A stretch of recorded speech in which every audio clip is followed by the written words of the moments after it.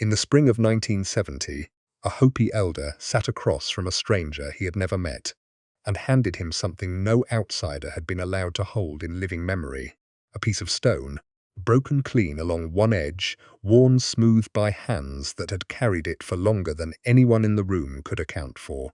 He didn't explain what it was. He asked the stranger a question instead: "Do you have the other half?" The stranger didn't. Almost no one ever does. But the fact that the Hopi were still asking, still watching the horizon for someone who might, tells you something about how long this story has actually been running. Not decades, not centuries. By their own account, longer than that. This is the story the Hopi call forbidden, not because it's banned, because it was never meant to leave the mesa at all. To understand why a broken stone matters, you have to understand who's holding it.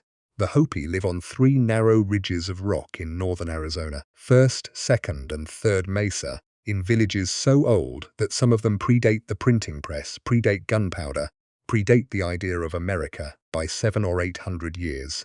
Old Oribe on 3rd Mesa is one of the oldest continuously occupied settlements on the entire continent. Think about what that actually means. Empires rose and dissolved. Borders redrew themselves a dozen times over. And on top of those 3 rocks, the same families kept doing the same thing, generation after generation, remembering, not writing it down, remembering it. Hopi history isn't kept in libraries. It's kept in clans: the Bear Clan, the Spider Clan, the Fire Clan. Each one entrusted with a piece of a story too important to leave in any single pair of hands. Lose one clan, and you lose a chapter forever. That's not a filing system. That's a security protocol. And what it was built to protect isn't a myth about how the world began. It's a record of who was here before it did.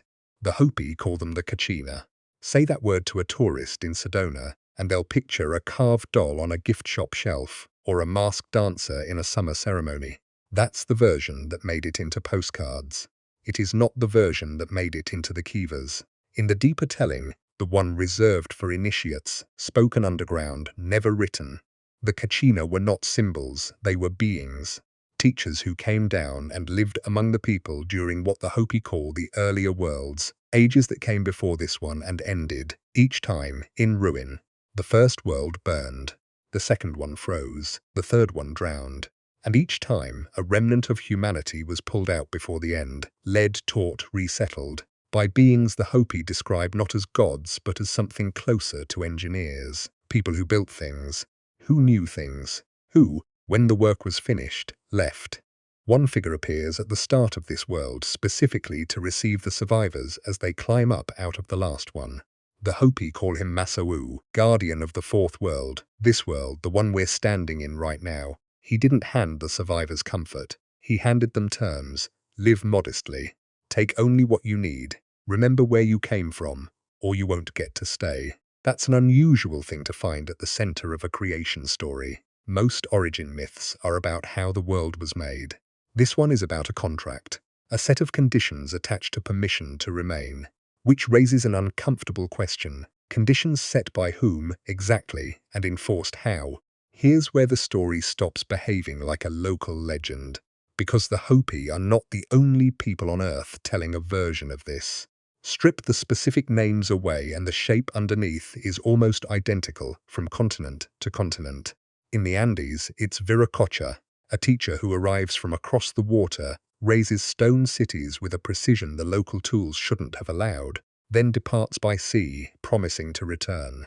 In Mesopotamian tradition, it's beings who descend and hand humanity agriculture, law and writing, then withdraw once the lesson has taken. Different continents, different centuries. According to official history, these cultures never had contact with each other. And yet they're describing the same visitor. There are 2 ways to explain that.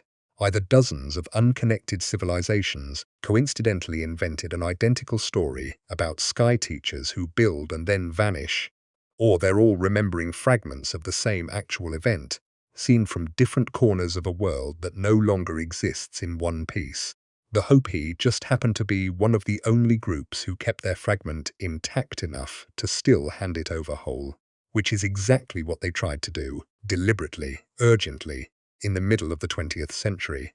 For most of their history, The Hopi kept this material sealed, sacred, internal, spoken only inside the kiva, passed only to those initiated to receive it. Then the world changed in a way the prophecies had specifically warned about. The old teachings spoke of a sign that would mark a moment of maximum danger, described, depending on the telling, as a gourd of ashes that would fall from the sky, capable of boiling the sea and scorching the land.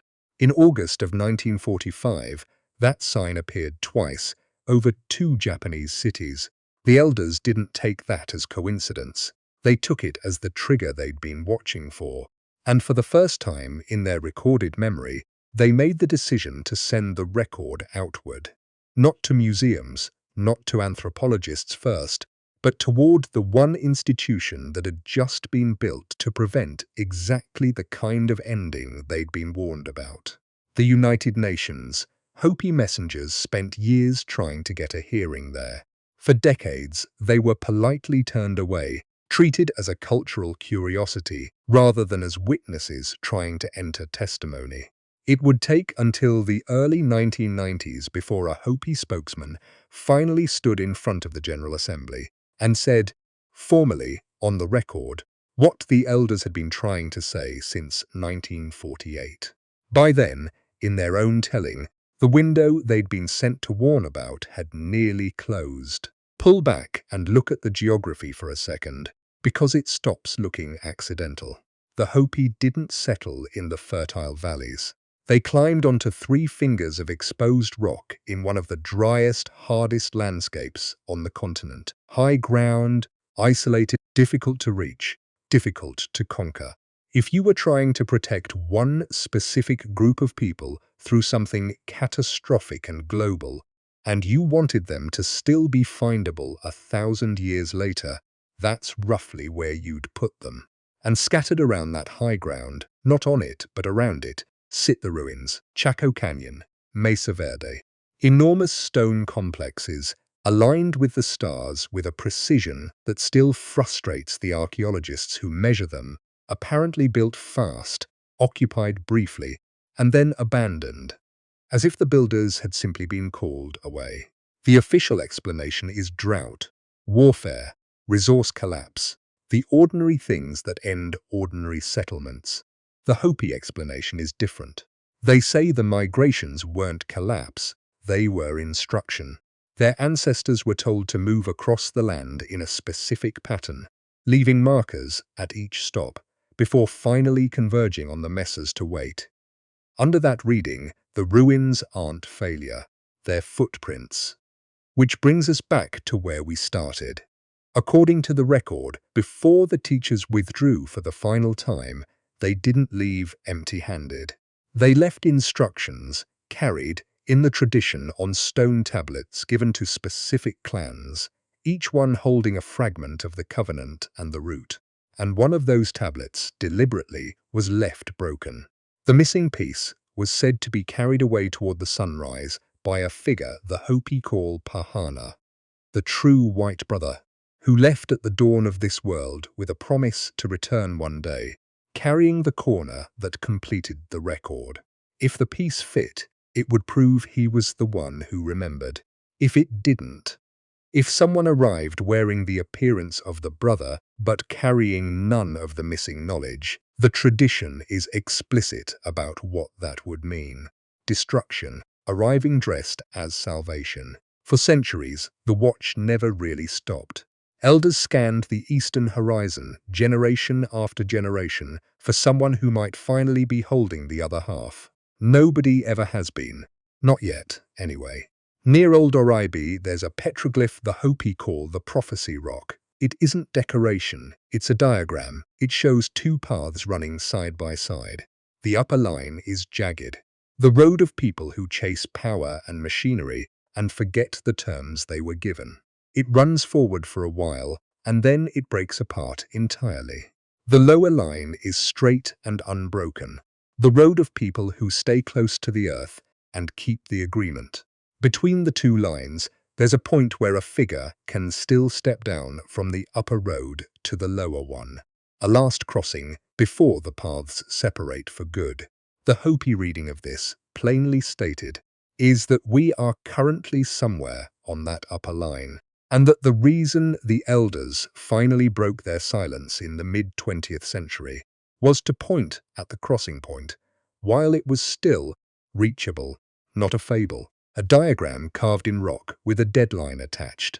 So that's the record the Hopi carried off the mesa and tried, for the better part of 50 years, to hand to a world that mostly wasn't listening. A people led to high ground before something ended the world that came before this one. A covenant handed down in exchange for permission to stay. A broken stone, still waiting for its other half.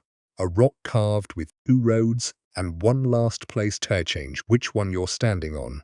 Take it as literal history, or take it as a warning wrapped in the only language old enough to survive 1,000 years of retelling.